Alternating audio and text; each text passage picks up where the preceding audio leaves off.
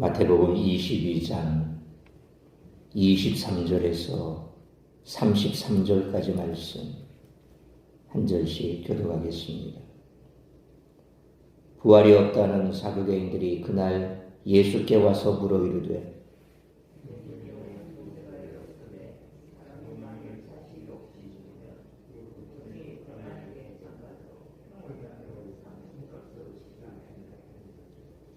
우리 중에 칠형제가 있었는데 맞이가 장가들었다가 죽어 상속자가 없으므로 그 아내를 그 동생에게 물려주고 최후에 그 여자도 죽었나이다.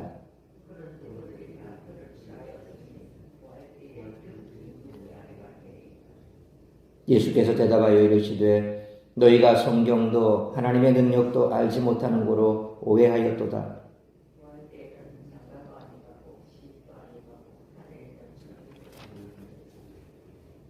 죽은 자의 부활을 논할진대 하나님이 너희에게 말씀하신 바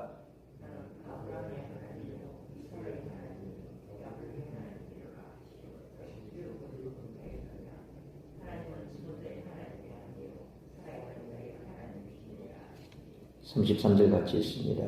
무리가 듣고 그의 가르치심에 놀라더라. 아멘. 바리새인들에게 이어 사두개인들이 찾아와 예수님께 부활과 연관된 신학적인 질문을 합니다. 그날이라는 말은 이 사건이 이전 사건과 연관성이 있음을 암시합니다. 다시 말하면 사두개인들의 질문이 세금에 대한 바리새인들의 질문과 연관이 있다는 것입니다. 두 질문 모두 예수님을 함정에 빠뜨리기 위한 질문입니다. 세금에 대한 질문이 당시 민감했던 민족적, 정치적 이슈였다면 오늘 본문의 질문은 당시 논란이 되던 신학적인 이슈였습니다. 이처럼 바리새인들에 이어 사두개인들도 신학 논쟁을 통해 예수님을 넘어뜨리려고 도전장을 내밉니다. 바리새인들과 다르게 부활을 믿지 않고 모세오경의 권위만을 인정하는 사두개인들의 비현실성 상황을 가장해서 부활신앙의 불합리성을 증명하려는 시도를 했던 것입니다. 하지만 예수님은 사두개인들이 인정하는 모세오경 안에서 부활신앙의 근거를 제시하십니다.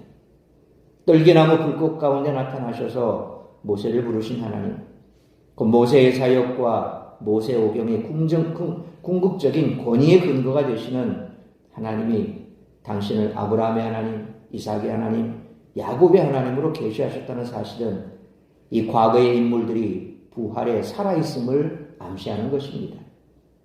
예수님의 이러한 해석은 부활신앙의 토대가 모세오경에도 존재함을 알려줍니다. 사두개인들이 부활신앙을 부정하는 것은 잘못된 성경 해석과 더불어 그들의 세계관 때문입니다.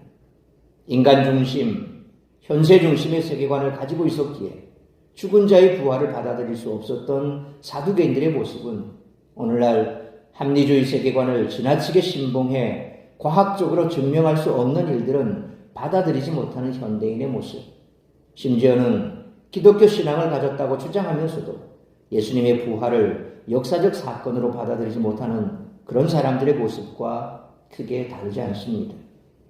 기독교 신앙의 핵심이라고 할 수 있는 부활 교리를 믿지 못하는 사람들은 본문의 예수님 말씀처럼 성경도 하나님의 능력도 제대로 알지 못해 길을 잃게 된 것은 아닌지 스스로 돌아보아야 할 것입니다.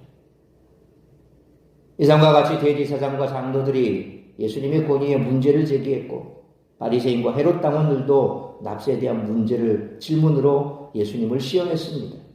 그들이 실패하자 이번에는 사두개인들이 와서 부활에 대해 의문을 제기합니다. 부활은 기독교의 핵심 진리라고 할 수 있습니다. 따라서 예수님의 답변을 통해 성도의 부활과 내세의 삶에 대해 우리들이 깨달아야 할 것은 첫째로 23절로 28절 말씀처럼 성도는 삶의 초점을 말씀과 내세에 두고 살아야 한다는 것입니다. 23절 말씀처럼 사두개인들이 와서 예수님께 질문을 합니다. 그 질문의 주제는 부활입니다. 이유는 그들이 부활을 믿지 않았기 때문입니다. 사두개인들은 다윗 시대 사독 제사장의 후예입니다. 그들은 구약 성경 중에서 모세 오경만을 믿었고 부활, 영혼 불멸, 내세를 믿지 않았습니다. 부활에 관한 말씀이 기록되어 있는 이사야, 다니엘, 시편 등은 당연히 그들은 무시했습니다. 그들은 사내들인 회원이었기 때문에 막강한 부와 권력을 누리고 있었습니다.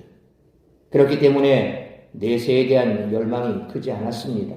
현실 세상에서 많은 부와 권력을 누리는 삶이 만족스러웠습니다. 내세, 부활 따위는 굳이 생각하고 싶지 않았습니다. 오늘날도 크게 다르지 않지요. 복음이 전해지고 복음을 받아들이는 사람들을 보면 대부분 힘들게 하루하루 살아가는 그런 사람들이 복음의 수용력이 큽니다. 그런데 굳이 내세가 지옥이 천국이 그런 거 생각 안 해도 현실이 남들이 볼 때에도 자기가 생각할 때도 그냥 천국처럼 아쉬운 것 없이 그렇게 살아가는 사람들은 굳이 내세니 천국이니 부활이니 그런 것 따위 신경 쓸 이유가 없는 거죠. 선교를 나가봐도 마찬가지입니다. 복음의 수용력이 큰 사람들은 대부분 가난한 사람들입니다. 힘들게 살아가는 사람들입니다. 현실 삶 자체가 거의 지옥에 가까운 사람들이 내세에 대해서 생각을 하고 또 그런 말을 들으면 귀를 기울이죠. 우리 주변을 둘러보십시오. 살만한 사람들, 그런 사람들, 돈 있고 권력 있는 사람들, 예수 믿으라, 천국, 예수 믿어야 천국 간다. 그러면 피식 웃고 맙니다. 왜? 지금 내가 사는 게 그냥 천국이나 다름없거든요. 불필요한 것도, 필요한 것도 없고, 그냥 내 필요한 거, 돈 있으니 그냥 사면 되고, 굳이 그런 것 안 믿어도 살만하고 편안한데, 굳이 천국이 왜 필요하겠습니까? 우리의 신앙도 마찬가지 아닙니까? 정말 힘들면 하나님 아버지, 나 죽을 것 같아요. 라고 울며 불며 기도합니다. 근데 그 문제가 해결이 되고 편안하고 살만하면 어떻게 됩니까? 또 슬 그냥 세상에 나가서 세상 사람들처럼 즐기고 싶고 또 그냥 그런 거 생각 안 하고 이 땅에서 편하게 살고 싶은 욕심이 생기죠. 이게 타락한 본성을 가진 인간의 모습입니다. 오늘 예수님께 찾아와서 이런 신학적인 질문을 던졌던 사두개인들, 그들도 사내들인 회원이었기에 또 권력이 있고 막강한 부를 가지고 있었기에 굳이 내세에 대해서 부활에 대해서 별 생각 안 해도 살만하다라는 것이죠. 그런데 예수님이 나타나셨습니다. 메시아라는 예수님이 분란을 일으키면 로마가 개입해 자신들의 부와 권력을 잃게 될 위험이 있었습니다. 그래서 어떻게든 예수님을 걸고 넘어져야 했습니다. 그런 측면에서 앞에 나타났던 바리새인들이나 혹은 종교 지도자들이 가지고 있었던 그 예수님에 대한 적개심은 똑같다라는 것입니다. 어떤 관점에서 예수님을 넘어뜨리려고 했는가의 그 차이점이지 다 똑같이 예수님이 그들 눈에는 가시와 같은 것이었죠. 그들은 모세오경 중에서 신명기 25장에 나오는 이 수혼법, 곧 계대결혼 제도를 들어 24절로 28절 말씀처럼 7 형제를 둔 마지가 죽어 동생들이 차례로 그 아내와 결혼했는데 부활한다면 너희는 누구의 아내인가? 라고 질문합니다. 사두개인들은 무한정적인 연속을 염두에 두고 완전을 나타내는 숫자 7을 사용했는데 사실 2명만을 언급해도 될 질문을 7이라는 숫자를 사용한 이유는 그들이 부활 교리의 타당성을 전면적으로 부정하고 조롱하기 위함입니다. 한마디로 부활의 맹점을 지적해 무너뜨리는 그런 속셈입니다. 사두개인들은 자신들의 기득권을 유지하기 위해 성경의 일부만을 믿었고 자신들을 조금이라도 위태롭게 하는 자가 나타나면 제거하고자 했습니다. 그러므로 부와 권력에 사로잡혀 있으면 하나님의 말씀을 온전히 믿고 따르지 못하고 현실에 집착하게 되므로 삶의 초점을 이 땅과 현실이 아닌 말씀과 내세에 두고 살아가는 우리 모두가 되시기를 축원합니다. 두 번째로 29절로 33절 말씀처럼 성도는 부활의 신앙으로 살아야 한다는 것입니다. 예수님은 사두개인이 성경을 온전히 믿지 못해 오해했다고 지적했습니다. 하나님의 능력을 제대로 알지 못했기에 오해했다고 말씀하십니다. 사두개인은 모세오경만을 믿었는데 그나마 그것조차 제대로 이해하지 못했습니다. 하나님이 모세를 부르셨을 때 출애굽기 3장 6절 말씀처럼 나는 아브라함의 하나님이요 이삭의 하나님이요 야곱의 하나님이로라 라고 말씀하셨습니다.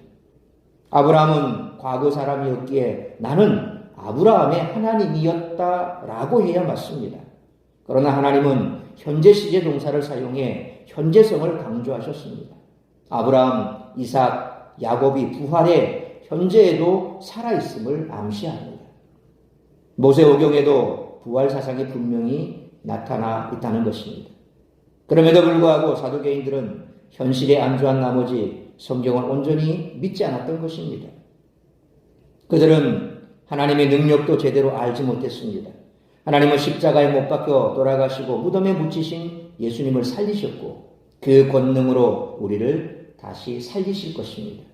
부활한 성도는 현세의 삶과는 전혀 다른 삶을 살아갑니다. 우리가 상상할 수 없는 영광 가운데 살아간다는 것이죠. 그러니까 예수님께서 이 부활의 실체를 실제로 베드로, 야고보, 요한을 데리고 변화산이라는 곳에 올라가셔서 보여주셨죠. 그래서 거기에서 엘리야와 함께 말씀을 나누는 그런 장면을 보여주셨습니다. 그러니까 그 과정 가운데 베드로가 보니까 너무 황홀하니까 그냥 여기가 좋습니다. 우리 여기서 그냥 초막셋을 짓고 우리 머무는 게 어떻겠습니까? 그만큼 베드로가 보았을 때 그 광경이 참으로 놀라웠고 또 좋았던 것이죠. 우리가 이 땅을 살아가면서 천국에 대한 부활에 대한 소망이 없으면 그런 말을 하게 되어 있습니다. 그런데 이 땅의 삶이 지옥 같은 삶이라면 천국을 우리가 소망하겠죠. 너무 살기 편하다는 것입니다. 요즘 성도들이 뭐 그렇게 아쉬운 것 없이 살아가지 않습니까? 그런 삶을 살아가다 보니까 천국과 부활에 대한 삶은 별 의미가 없어지는 겁니다. 70년대, 80년대 초 참 살기 힘들었지 않습니까? 물론 뭐 그 이전에는 더 힘들었겠죠. 그렇게 힘들게 산 우리 믿음의 선배들은 정말 무릎만 꿇으면 주님 빨리 오셨으면 좋겠다. 기도만 하면 내가 이 땅을 떠나가면 다시 부활할 것이다. 그리고 이것보다 더 좋은 천국에 나는 간다. 그런 소망과 열망이 있었으니까 모이기를 힘썼고 또 예배 때마다 자리가 가득가득 찼고 십자가만 걸어놓으면 사람들이 모여들었습니다. 그런데 오늘날은 어떻습니까? 여기만 정관지역이면 하더라도 교회가 엄청 많습니다. 그런데도 교회마다 빈자리가 참 많습니다. 왜 그럴까요? 먹고 살만하다는 거죠. 굳이 뭐 부활, 천국 그런 거 별 의미 없는 거예요. 어떻게 보면 요즘 학생들이 공교육보다 사교육에 치우친다 뭐 그런 얘기들을 많이 합니다만 그럴 수밖에 없는 구조랍니다. 학교 마치고 나면 초등학생들 학원을 다 갑니다. 그러니까 학원 안 가면 친구를 못 만나는 거죠. 친구들하고 놀기 위해서 학원 가는 그런 경우도 많다는 겁니다. 이 학원 마치면 저 학원 가서 또 친구 만나고 또 저 학원 가서 친구 만나고 수업 끝나고 나면 학원 가야 친구들하고 또 계속해서 수다 떨고 뭐 이런 시스템이 돼버린 거예요. 제가 어릴 때만 해도 학교 마치고 나면 또 어떻습니까? 동네 공터에 모여서 또 그냥 밤늦게까지 놉니다. 그러니까 그냥 학교 마쳐도 그 친구들 동네 가면 또 만나는 거예요. 근데 요즘은 학교 마치면 다들 학원 가버리니까 학원 가야 친구를 만났죠. 그러니 학원을 못 가는 친구들은 학교 안에서밖에 친구를 못 보는 거죠. 우리의 삶도 마찬가지 아닙니까? 힘들고 어려울 때는 주님을 찾지만 살기 편하니까 주님을 찾지 않는 겁니다. 현세가 전부가 되어버린 겁니다. 그러니 천국의 영광, 천국의 그 놀라운 그런 삶, 거기에 대해서는 별 의미가 없습니다. 이 땅이 그냥 좋은 겁니다. 그래서 이 땅에 천년만년 살 것처럼 우리는 그렇게 생각하고 살아간다는 거죠. 마치 사두개인하고 똑같습니다. 그런데 사두개인들은 현세의 삶과 부활 이후의 내세의 삶을 같은 기준으로 여겼기 때문에 그들은 별 의미 없이 천국에 대해서 그리고 부활에 대해서 오해하고 있었던 것입니다. 그래서 예수님께 이와 같은 질문도 할 수 있었던 것입니다. 그런데 어떻습니까? 하나님의 능력으로 부활한 성도는 새로운 피조물, 영광스러운 삶을 살아간다는 것입니다. 이들이 예수님께 물어봤던 것처럼 천국이 정말 이 땅에서 관계 맺었던 인간관계 그대로 올라가서 그대로 살아갈까요? 그런 생각을 가지고 있으니까 천국과 내세가 똑같다고 생각을 하니까 7명의 형제가 있었는데 마지가 자녀를 출산하지 못하고 죽었으니 유대율법에 따라 계대법에 따라 수원법에 따라 그 다음 그렇게 7명이나 죽었고 결국 7명의 형제가 한 부인을 두었으니 나중에 그 부인은 누구의 아내가 되느냐? 이 말도 안 되는 질문을 하는 거죠. 왜? 이 땅과 천국은 똑같다고 생각하는 겁니다. 그러나 이 땅과 천국은 똑같지가 않습니다. 천국은 시집가고 장가가는 일도 없고 그리고 지금 현재의 모습은 그대로 유지하지만 삶의 방식은 완전히 다르다는 겁니다. 그래서 아프리카에서 태어나서 살던 아이나 우리 한국에서 태어나 살던 아이나 천국 가면 삶의 방식이 다르기 때문에 먹는 음식도 다르고 뭐 어떻게 말도 안 통하는데 어떻게 사느냐. 이 땅의 삶과 천국의 삶의 모습은 180도 다릅니다. 그러니 그곳에는 어느 누구라도 함께 어우러질 수가 있고 하나가 될 수 있는 겁니다. 7명의 형제들이 한 아내를 두고 그렇게 결혼을 했다 하더라도 천국에서는 그 결혼은 아무런 의미가 없습니다. 모두가 다 예수 안에서 하나가 된다는 겁니다. 그런 것들에 대해서 전혀 생각하지 못하니 우리는 쓸데없는 걱정을 하는 겁니다.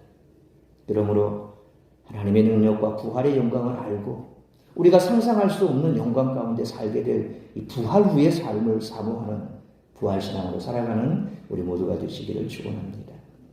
사랑하는 성도 여러분, 부활과 내세를 믿지 않으면 성경을 제대로 이해할 수 없습니다. 하나님의 능력과 역사를 오해하게 됩니다. 부활신앙이 확고하지 않으면 이생의 삶에 집착하게 됩니다. 무엇을 먹을까 마실까 집착하게 된다는 것입니다. 부활과 내세의 삶은 현재의 삶만큼이나 분명하고 확실한 것입니다. 그러므로 이생은 잠깐이지만 부활 이후의 삶은 영원하고 확고한 부활신앙을 가지고 영광스러운 삶을 소망하며 살아가는 우리 모두가 되시기를 주님의 이름으로 축원합니다. 기도하겠습니다. 거룩하신 아버지 하나님, 은혜와 사랑을 감사합니다. 오늘 예수님께 참으로 성경도 알지 못하고 하나님의 능력도 알지 못한 채 질문했던 사두개인처럼 우리 또한 때로 그와 같은 허망된 생각을 할 때도 있습니다. 이 땅의 삶이 고단하고 괴롭고 힘들면 우리는 천국을 소망합니다. 이 땅의 삶을 빨리 내려놓고 아무 근심 걱정 염려 없고 눈물도 없고 아픔도 없고 고통도 없고 죽음도 없는 천국을 소망하며 생각하게 됩니다. 그런데 이 땅의 삶이 편안하고 또 만족스러우면 우리는 천국에 대한 부활에 대한 소망도 생각도 없습니다. 그저 이 땅이 좋으니 이 땅에서 살아가는 것, 이 땅에서 더 어떻게 하면 편하게 살고 더 만족한 삶을 살 것인가 그것만 생각하게 됩니다. 하나님의 능력도 또 성경도 제대로 알지 못하는 자들의 모습이 어쩌면 오늘 나의 삶의 모습은 아닌지 다시 한번 돌아보기를 합니다. 천국에서의 영광된 삶은 이 땅의 삶과 차원이 다르다는 것입니다. 이 땅은 잠시 지나가는 것입니다. 그러나 천국은 영원히 머물 곳입니다. 우리가 영원히 살 수 있는 그 천국을 소망하는 그러한 삶의 모습은 이 땅에 살아가는 모습에서 드러나게 되어 있습니다. 천국을 소망하는 자의 삶의 모습은 이 땅에서도 다르다는 것입니다. 오늘 다시 한번 우리가 어디를 소망하고 어디를 바라보고 어떠한 삶을 살아가고 있는지 돌아보면서 진정 눈물도 없고 아픔도 없고 고통도 없고 그리고 주님과 함께 영원히 찬송하며 기쁨 가운데 살아가는 저 천국을 소망하며 살아가는 우리 모든 성도들 되게 하여 주옵소서. 부활의 신앙으로 살아가는 우리 성도들 되게 하여 주옵소서. 그리함으로 과도하게 이 땅에 집착해 이 땅만 바라보고 사는 삶이 아니라 늘 영원히 있을 천국을 바라볼 때에 우리의 신앙의 자세, 삶의 자세가 달라진다는 사실을 기억하고 오늘 이 한날도 우리 주님 나를 기다리고 있는 저 천국과 부활의 소망으로 주님 바라보며 살아가는 우리 모든 성도들의 삶이 될 수 있도록 인도하여 주옵소서. 이 모든 말씀 우리 주 예수 그리스도의 이름으로 기도하옵나이다. 아멘.